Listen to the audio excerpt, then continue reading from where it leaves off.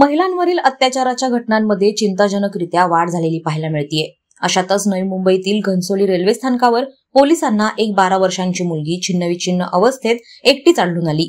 तिची वैद्यकीय तपासणी केली असता तिच्यावर अज्ञात आरोपीनं दुष्कृत्य केल्याची चिन्ह दिसून आलीत। या प्रकरणी वाशी रेल्वे पोलिसांनी गुन्हा दाखल केल्याचं पोलिसांमार्फत सांगण्यात आलंय। वरिष्ठ पोलीस निरीक्षक राजेश शिंदे यांनी याबाबत माहिती देताना सांगितलं की नवी मुंबईतील घनसोली रेल्वे स्थानकावर सोमवारी ही तरुणी एकटीच प्लॅटफॉर्मवर आढळून आली। गस्तीवर असलेल्या पोलिसांनी मुलीची चौकशी केली, परंतु ती तिचं नाव देखील सांगू शकली नाही।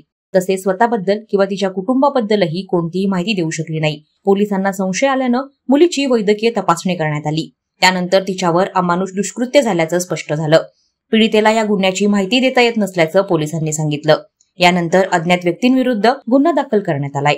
या प्रकरणाचा पुढील तपास सुरू असून पीडितेची ओळख पटवण्याचं, तिच्या कुटुंबियांचा शोध घेण्याचं आणि मुख्य म्हणजे कोणतीही लीड नसताना आरोपीला पकडण्याचं मोठं आव्हान पोलिसांसमोर उभं ठाकलंय। वादळवारा लाईव्हसाठी न्यूज ब्युरो, नवी मुंबई। नवी मुंबई व रायगड जिल्ह्यातील ताज्या बातम्या आणि घडामोडींसाठी सबस्क्राईब करा वादळवारा लाईव्ह चॅनल आणि दाबा बेल आयकॉन।